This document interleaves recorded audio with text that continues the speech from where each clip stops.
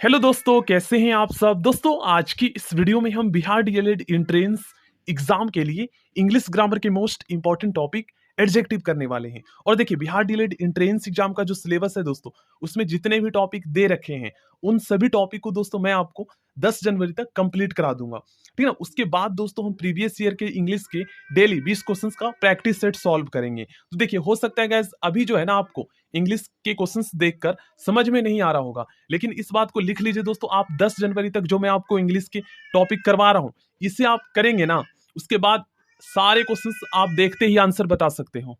चलिए, तो सबसे पहले दोस्तों हम एडजेक्टिव का मतलब समझते हैं। देखिए, एडजेक्टिव दोस्तों ऐसे वर्ड्स होते हैं जो नॉन या प्रनॉन के बारे में कुछ भी बताता है। देखिए, एडजेक्टिव दोस्तों केवल नॉन या प्रनॉन की विशेषता ही नहीं बताता, उसकी क्वालिटी, क्वांटिटी, साइज, संख्या, इन सभी के बारे में बताता है। ठीक है ना। और दोस्तों, एडजेक्टिव का यूज दो तरीके से होता है। पहला होता है दोस्तों एट्रीब्यूटिव यूज और दूसरा होता है प्रेडिकेटिव यूज। इसी से रिलेट करके क्वेश्चंस आपके एग्जाम में आते हैं, तो ये भी हम समझेंगे। और एडजेक्टिव के कुल कितने प्रकार हैं, कितने प्रकार के एडजेक्टिव होते हैं, ये भी हम समझेंगे। देखिए, पहले हम इस एग्जाम्पल को देखते हैं। सी इज अ ब्यूटीफुल वोमन। अब यहां पर देखिए कौन मतलब किस तरीके से यूज किया गया है ब्यूटीफुल का। तो ये दोस्तों एडजेक्टिव का जो है ना एट्रीब्यूटिव यूज है। देखिए, इसका मतलब क्या होता है, थोड़ा सा यहां पर आप देखिए। जब किसी एडजेक्टिव का प्रयोग नॉन के पहले होता है, जब किसी एडजेक्टिव का प्रयोग नॉन के पहले होता है, तो एडजेक्टिव के ऐसे प्रयोग को हम एट्रीब्यूटिव यूज कहते हैं। जैसे यहां पर रेड का यूज जो है ना, ये एडजेक्टिव ऑफ, आपको पता है, क्वालिटी है। तो नॉन जो है ना पेन है, तो पेन से पहले हुआ है, तो ये एट्रीब्यूटिव यूज है। मैन से पहले इंटेलिजेंट का यूज हुआ है, जो कि विशेषता बता रहा है, तो ये एट्रीब्यूटिव यूज है। ठीक है ना। एडजेक्टिव का एट्रीब्यूटिव यूज है। आई होप आपको समझ में आया होगा। अब दोस्तों यहां पर देखिए, ही इज रिच। अब यहां पर प्रनॉन जो है ही, इसकी विशेषता बता रहा है, क्योंकि एडजेक्टिव जो है नॉन या प्रनॉन की विशेषता बताता है। ठीक ना। तो ये कौन सा यूज है, देखिए यहां पर आप लोग, प्रेडिकेटिव यूज। जब किसी एडजेक्टिव का प्रयोग नॉन के पहले नहीं होता, अर्थात सेंटेंस के प्रेडिकेट पार्ट में सब्जेक्ट के रूप में प्रयुक्त नॉन और प्रोनाउन की विशेषता बताने के लिए होता है, तो एडजेक्टिव के ऐसे प्रयोग को प्रेडिकेट यूज कहते हैं। कहने का मतलब ये है दोस्तों कि जब एडजेक्टिव का यूज किसी सेंटेंस के प्रेडिकेट पार्ट में होता है, ठीक ना, इस वाले पार्ट में सबसे लास्ट में होता है, तो वो कौन सा यूज है, प्रेडिकेटिव यूज है।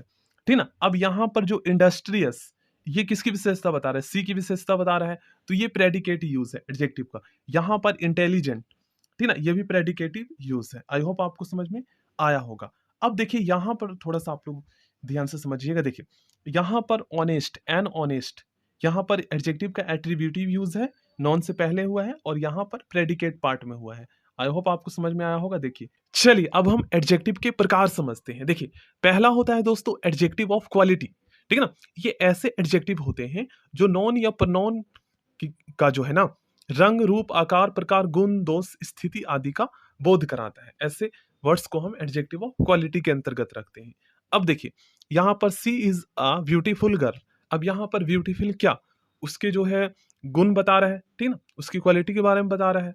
तो यहां पर ये वर्ड किस में आ जाएंगे, ये एडजेक्टिव ऑफ क्वालिटी में आ जाएंगे। इसी तरीके से यहां पर देखिए, उसका जो है स्थिति का बोध करा रहा है, काफी ज्यादा ओल्ड हो गया है पेन, तो ये कौन सा एडजेक्टिव, एडजेक्टिव ऑफ क्वालिटी। उसका प्रकार भी आपको पता होना चाहिए। अब आगे बढ़ते हैं। देखिए, एडजेक्टिव ऑफ क्वांटिटी, ऐसे एडजेक्टिव जिनसे मात्रा या परिमाण का बोध होता है, इसे हम एडजेक्टिव ऑफ क्वांटिटी कहते हैं। अब इसमें कैसे एडजेक्टिव आते हैं, a good deal of, a great deal of, a large amount of, a large quantity of, a lot of, lots of, plenty of, a part of, half of, ये सारे आ जाते हैं। ठीक है। जैसे इसमें ये है एडजेक्टिव ऑफ क्वांटिटी, इसमें लिटिल जो है एडजेक्टिव ऑफ क्वांटिटी है, यहाँ पर ऑल जो है एडजेक्टिव ऑफ क्वांटिटी है। तो आपको पहचानने आना चाहिए। ठीक है। क्वेश्चंस कैसे आते हैं ये भी मैं आपको बताऊंगा। उसके बाद थर्ड है दोस्तों एडजेक्टिव ऑफ नंबर। इससे हमें जो है ना संख्या का बोध होता है, एग्जैक्ट नंबर का पता चल जाता है कि कितनी है। ऐसे एडजेक्टिव जिनसे व्यक्ति या वस्तु की संख्या का बोध होता है, उसे हम एडजेक्टिव ऑफ नंबर के अंतर्गत रखते हैं। जैसे आई हैव 3 रूम्स। अब 3 यहाँ पर THR, 3 क्या है, ये दोस्तों एडजेक्टिव ऑफ नंबर है। ठीक ना। The 2 sister have left for, तो यहां पर जो है ना 2, ये क्या है, एडजेक्टिव ऑफ नंबर है। यहां पर जो है 40, ये एडजेक्टिव ऑफ नंबर है। जो कि यहाँ पर नॉन के बारे में बता रहा है, उसकी संख्या का बोध करा रहा है। इसलिए मैंने आपको कहा था कि एडजेक्टिव ऐसे वर्ड्स होते हैं जो नॉन या प्रोनाउन के बारे में कुछ भी बताता है, केवल उसकी विशेषता ही नहीं बताता, उसकी संख्या का, क्वांटिटी का, क्वालिटी का, साइज का, इन सभी के बारे में जानकारी देता है। अब यहाँ पर देखिए, Vinay is the second son of mister Maneshwar Thakur. अब यहाँ पर सेकेंड जो है ये एडजेक्टिव ऑफ नंबर के अंतर्गत आ जाएगा, एग्जैक्ट डेट का पता चल रहा है, ठीक है। अब यहाँ पर मैनी, अब यहाँ पर बहुत सारे क्रिमिनल्स वर किल्ड, अब यहाँ पर मैनी भी जो है ये एडजेक्टिव ऑफ नंबर के अंतर्गत आ जाएंगे। अब देखिए दोस्तों, एडजेक्टिव ऑफ जो नंबर होते हैं ना, ये भी दो प्रकार के होते हैं। देखिए, पहला होता है डेफिनिट एडजेक्टिव ऑफ नंबर और दूसरा होता है इंडेफिनिट एडजेक्टिव ऑफ नंबर। अब दोस्तों देखिए, इंडेफिनिट एडजेक्टिव ऑफ नंबर में ऐसे वर्ड्स आ जाते हैं ना जहां पर एग्जैक्ट संख्या का पता नहीं चलता। जैसे इंडेफिनिट एडजेक्टिव ऑफ नंबर में मैनी आ जाएगा, MANY, मैनी आ जाएगा, सम आ जाएगा, सेवरल आ जाएगा, इनफ आ जाएगा, इनफ नहीं आएगा, इनफ जो है ये एडजेक्टिव ऑफ क्वांटिटी में आएगा, ठीक ना। ये भी आगे देखिएगा। और एडजेक्टिव ऑफ जो डेफिनिट एडजेक्टिव ऑफ जो नंबर होता है, इसमें दो प्रकार के आ जाते हैं, एक आ जाता है कार्डिनल और एक आ जाता है ऑर्डिनल। तो पहले हम डेफिनिट एडजेक्टिव ऑफ नंबर समझते हैं। देखिए, डेफिनिट एडजेक्टिव ऑफ नंबर में दो आ जाते हैं एडजेक्टिव, कार्डिनल और ऑर्डिनल। तो पहले डेफिनिट एडजेक्टिव ऑफ नंबर का डेफिनेशन समझिए। देखिए, ऐसे एडजेक्टिव जो व्यक्तियों या वस्तुओं की निश्चित संख्या क्रम का बोध कराते हैं उसे हम डेफिनिट एडजेक्टिव ऑफ नंबर कहते हैं। अब देखिए, यहाँ पर टू और द फर्स्ट प्राइम मिनिस्टर, मतलब कहने का मतलब ये है कि जो डेफिनिट एडजेक्टिव ऑफ नंबर होता है, देखिए ये वाला डेफिनिट एडजेक्टिव ऑफ जो नंबर होता है, ठीक ना, ये निश्चित संख्या का बोध कराता है, ये वाला, और ये अनिश्चित संख्या का बोध कराता है, ठीक ना। आई होप आपको समझ में आया होगा। अब देखिए, जो डेफिनिट एडजेक्टिव ऑफ नंबर होते हैं ये दो प्रकार के होते हैं, एक होता है कार्डिनल। तो इसमें जो है ना ऐसे एडजेक्टिव आ जाते हैं जहां पर देखिए निश्चित संख्या का बोध कराने वाले एडजेक्टिव को कार्डिनल एडजेक्टिव कहते हैं। जैसे 1 2 3 4 ये सारे निश्चित होते हैं। अब ऑर्डिनल में क्या है ना, ऑर्डर, एक क्रम चलता है, जैसे फर्स्ट सेकंड थर्ड फोर्थ। तो ऐसे निश्चित क्रम, ऑर्डर का बोध कराने वाले एडजेक्टिव को ऑर्डिनल एडजेक्टिव कहते हैं। तो इन दोनों में क्या अंतर है ना, देखिए अंतर बस ये है कि इसमें ऐसे वर्ड्स आते हैं जैसे first second third last next, इस टाइप के जो आ जाते हैं ना ऐसे वर्ड्स, ये सारे ऑर्डिनल एडजेक्टिव के अंतर्गत आते हैं। और 1 2 3 4 ये सारे जो वर्ड्स आ जाते हैं ये कार्डिनल एडजेक्टिव के अंतर्गत आ जाते हैं। आई होप आपको समझ में आया होगा। अब इसका दूसरा जो प्रकार है दोस्तों, एडजेक्टिव ऑफ नंबर का जो दूसरा प्रकार है, देखिए एडजेक्टिव ऑफ नंबर का दूसरा प्रकार है इंडेफिनिट एडजेक्टिव ऑफ नंबर। यहाँ पर निश्चित संख्या का बोध नहीं होता, ठीक है। देखिए क्या कहा गया, निश्चित अनिश्चित संख्या का बोध कराने वाले एडजेक्टिव को इंडेफिनिट नंबर ऑफ एडजेक्टिव कहते हैं। जैसे सम हो गया, मैनी हो गया, फ्यू हो गया, मोस्ट हो गया। तो ये सारे इंडेफिनिट नंबर ऑफ एडजेक्टिव के अंतर्गत आ जाएंगे। देखिए नेक्स्ट है हमारा प्रॉपर एडजेक्टिव्स। ऐसे एडजेक्टिव्स जो प्रॉपर नॉन से बनते हैं उसे हम प्रॉपर एडजेक्टिव कहते हैं। देखिए ये है हमारा प्रॉपर नॉन, ठीक ना, और इससे जो एडजेक्टिव बना है यहाँ पर आप लोग देख सकते हो, ये है हमारा प्रॉपर एडजेक्टिव। तो प्रॉपर जो एडजेक्टिव्स होता है दोस्तों, ये जो है प्रॉपर नॉन से बनते हैं, ठीक ना। और एक और चीज पहचानने का है, इसका जो फर्स्ट लेटर होगा ना, चाहे वो प्रॉपर नॉन हो या प्रॉपर एडजेक्टिव हो, उसका जो फर्स्ट लेटर होगा उस वर्ड का, ये कैपिटल में होगा, ठीक ना। दो तरीके से आप इसे पहचान सकते हो। देखिए यहाँ पर आप लोग पढ़िए नोट में, प्रॉपर नॉन और प्रॉपर एडजेक्टिव दोनों का जो फर्स्ट लेटर कैपिटल होता है, ठीक ना। अब देखिए पॉजेसिव एडजेक्टिव, ये ऑलरेडी हम पढ़ चुके हैं, ठीक है। पिछली क्लास में मैंने आपको बताया था। पॉजेसिव एडजेक्टिव का मतलब पता है दोस्तों, स्वामी या मालिक का बोध कराने वाले एडजेक्टिव को पॉजेसिव एडजेक्टिव कहते हैं। और पॉजेसिव प्रोनाउन और पॉजेसिव एडजेक्टिव में क्या अंतर होता है ये भी मैंने आपको बताया था, ठीक ना। ये हमेशा नॉन के पहले प्रयुक्त होते हैं, ठीक ना। अब पॉजेसिव एडजेक्टिव का यूज जो है ना, आप इसके प्रेडिकेट पार्ट में यूज नहीं कर सकते। एडजेक्टिव का यूज तो आप किसी सेंटेंस के प्रेडिकेट ऑब्जेक्ट पार्ट में कर सकते हैं, लेकिन पॉजेसिव एडजेक्टिव का यूज नहीं कर सकते। क्यों? क्योंकि ये स्वामी, देखिए ये रिलेशन पोजेशन बताता है, तो नॉन से पहले ही ये यूज होता है, ठीक ना। ये भी आपको पता होना चाहिए। अब देखिए, this is your pen, your यहाँ पर पॉजेसिव एडजेक्टिव है, माई जो है यहाँ पर पॉजेसिव एडजेक्टिव है, ठीक ना। अवर जो है यहाँ पर पॉजेसिव एडजेक्टिव है, हिज जो है यहाँ पर पॉजेसिव एडजेक्टिव है, ठीक ना। ऊपर दिए गए सेंटेंस में योर, माई, अवर, हिज का प्रयोग क्रमशः पेन, का, चेयर्स, बुक्स के पहले हुए हैं, जो इनके साथ संबंध या अधिकार स्वामी या मालिक का बोध कराते हैं। तो ये सारे पॉजेसिव एडजेक्टिव के अंतर्गत आ जाते हैं। और कौन-कौन से वर्ड्स होते हैं? बहुत सारे वर्ड्स मैंने आपको पिछली वीडियो में बताया था, ठीक ना? एट डिस्ट्रीब्यूटिव एडजेक्टिव, अब इससे क्या पता चलता है? देखिए आप लोग, 2 या 2 से अधिक व्यक्तियों या वस्तुओं में से प्रत्येक या एक का बोध कराने वाले एडजेक्टिव्स को डिस्ट्रीब्यूटिव एडजेक्टिव कहते हैं। दूसरे शब्दों में देखिए, ईच, एवरी, आयदा, नायदा, इसमें आर साइलेंट होता है, नायदा का प्रयोग जब नॉन के पहले होता है तो ये डिस्ट्रीब्यूटिव एडजेक्टिव कहलाते हैं। अब देखिए दोस्तों, ईच, एवरी, आयदा, नायदा ये डिस्ट्रीब्यूटिव प्रोनाउन भी होते हैं। अब प्रयोग के हिसाब से आपको पता चलेगा कि कहाँ पर ये डिस्ट्रीब्यूटिव एडजेक्टिव और कहाँ पर ये डिस्ट्रीब्यूटिव प्रोनाउन है। तो आपको पता है, अगर इन सभी एडजेक्टिव का यूज, ठीक ना, ईच, आयदर, नायदर, इन सभी एडजेक्टिव का यूज नॉन से पहले होता है तो आप समझ लीजिए कि एडजेक्टिव है। और अगर इनका यूज जो है ना स्वतंत्र रूप से किसी सेंटेंस के जो है ना सब्जेक्ट के रूप में होता है, तो ये समझ लीजिए आप लोग कि वो जो है प्रोनाउन है, ठीक ना, डिस्ट्रीब्यूटिव प्रोनाउन है।